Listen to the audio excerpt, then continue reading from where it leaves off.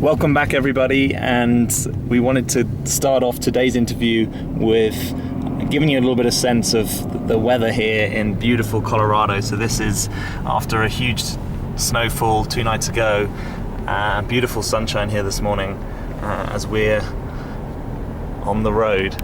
So I'm with Dr. Michael Gaeta again, and this is going to be part 3 of our series of interviews, which has been a real pleasurable experience, and hoping that we can get some more great content in today's session. So good morning, Michael. Good morning, Jack. And I'm going to let you kick off from sort of where you finished off yesterday. Thank you. I so appreciate our part 2. And in thinking about it, since it was just last night, it's very fresh in my mind, and there's a couple of thoughts I wanted to finish to kind of feel complete with the territory we covered last night. Got it. First thing is the role of activism, and we talked about the 99-1 principle. Yes. Internal work giving potency to outer work. And what I just wanted to emphasize, because we mentioned Gandhi and King. Yes. And both were very courageous activists. Yes. Facing issues squarely that affected their world and taking a principled stand for something. So, key principle is that it's very important not to take a stand against something. That doesn't work. But to take a stand passionately, courageously for something. So King took a stand for, human respect and civil rights, and and for creating the beloved community. Yes. Gandhi took a stand for Indian independence. So King wasn't against the white folks. For sure. He was for the mutuality, unity. Respect, and unity. Right. Good. So anyway, so what that means is the spiritually awake person needs to find some way to engage with the world and to find their stand, find something that is theirs to take a stand for, to promote, which has to do with the good and the benefit of the whole of humanity, or some aspect of it.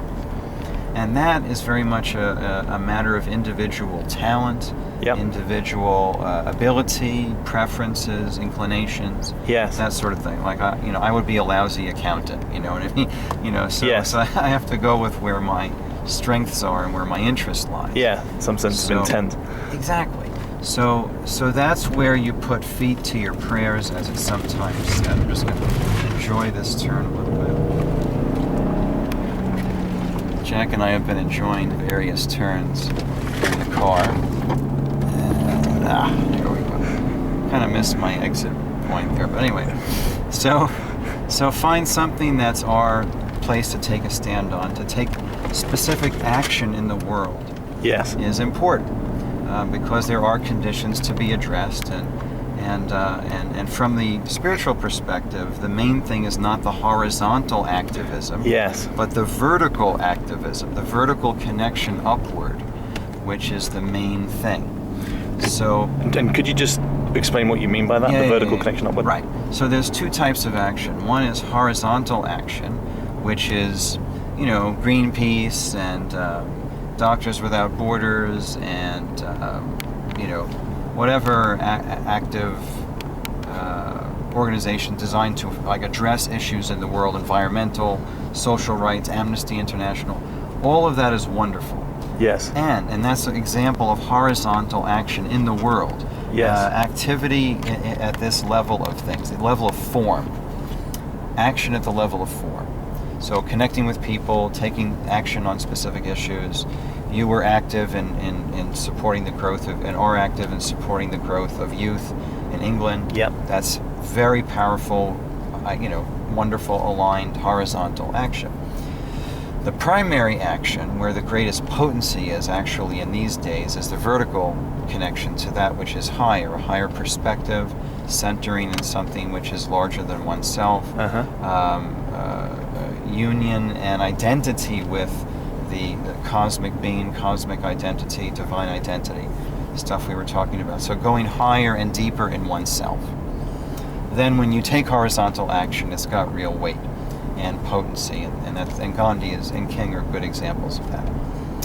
So that's the first thing I wanted to kind of complete from last night is that we emphasize the primacy of vertical alignment and spiritual identity and purpose, and there's got to be for each of us some way to connect with the people, to connect with the conditions as they are in the world, and find some way to serve and help in whatever way resonates with us.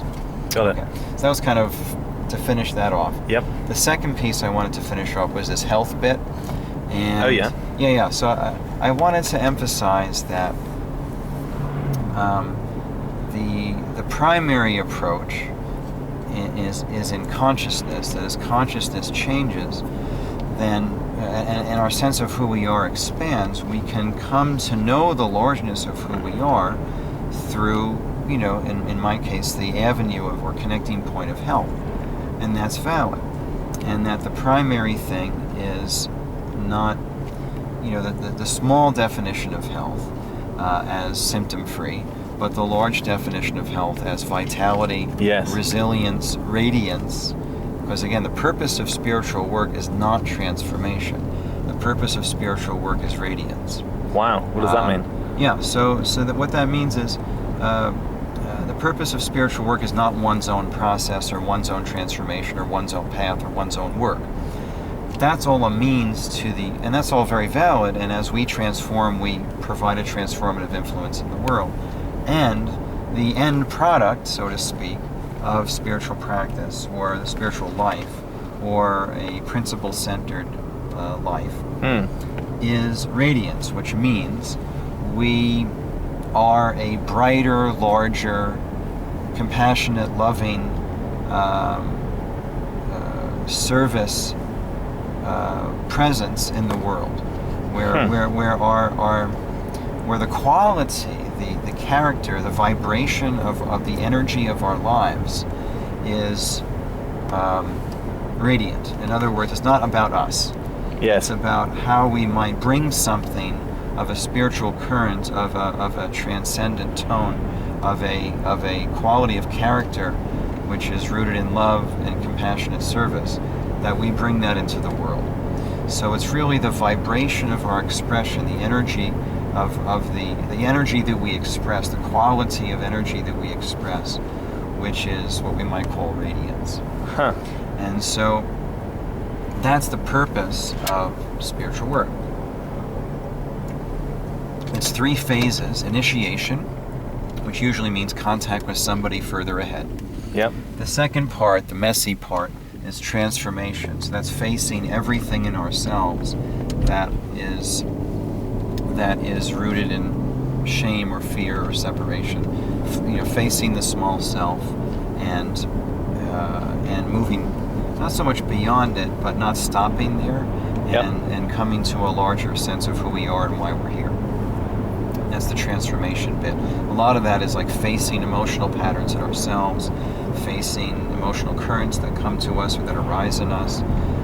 That's a very profound, kind of part of the 99% of service. Yes. Is meeting things in ourselves that arise. And then the third and last phase, and these are kind of, transformation, radiance. It's not like you have to finish transformation, then you start to become radiant. It's all kind of, there's a lot of overlap. Entangled there, Yeah, because the larger you become in your presence and your sense of yourself, then everything you do has greater significance. As a teacher of mine used to say, what you're doing, something that is done by a person is important only if there's an important person doing it. So it's the significance that we bring into a situation, the significance that we sense in ourselves, that we have enormous significance, not unique to us. It's true of everyone. Yes. If they remember it, it's at least potentially true of everyone. Yes. Because we all have the same basic core identity as spiritual beings. But as I remember the largeness of who I am, everything I do has significance and importance because I'm doing it. Yes. So to own that is important. That's the creator's perspective, that I create. So The health bit is valuable because even though really what I want to point to is a larger view of health, which has to do with vitality, resilience, and radiance. As I explain to patients, the reason I do the one-on-one work is not primarily for their benefit, but so that they can be a greater blessing to others. That's the exciting part. If I can help a person heal, grow, transform, become stronger, more vital, more resilient, and less burdened by health issues, then they are in perhaps a better position to be of greater service, blessing, positive presence in the lives of others. Yeah, got it. So that's the health bit. There's validity to it, and I think it's an important area of service. So I wasn't trying to say that health is irrelevant and that you can just be suffer with all these needless diseases, which a lot of people do.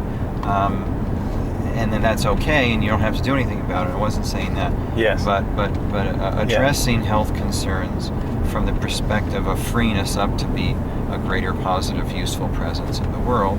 And hey, there's a noble kind of Buddhist, compassion for suffering, relieving human suffering piece as well as a health professional that is a noble cause. Relieving human suffering, pain, all of that is very doable. And is a valid, useful area of service.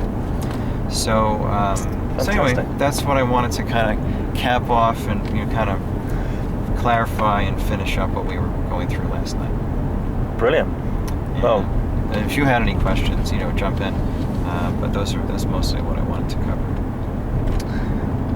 I guess just one question, which was on your point one, and we'll have to go for a succinct answer to this one, just with the upload time. So you were talking about spiritual activism. Yes. I just wondered if your sense was everyone's path, or a path for those that feel called. So I guess I'm slightly addressing the tradition within the spiritual path of the hermit, of the person who kind of retreats and finds their enlightenment. Sure. I was at a talk recently where a Buddhist leader was saying, well, in his experience, everyone that's got a truly awake human being just naturally wants to serve. It's like he almost thinks like it's just part and parcel. Yes. And then someone else who's very into their non-attachment is like, well, don't feel like you should need to do anything. It's just a question of if you spontaneously feel called to it, great. If you don't beat yourself up. I just wondered if you had a wee perspective on that. Yeah, they're both right. And I think there's a place for being the hermit, being in the monastery, primarily inner work. In Iron John, Robert Bly talks about, for men, the time of ashes, where they just lie in ashes. In the old fables, a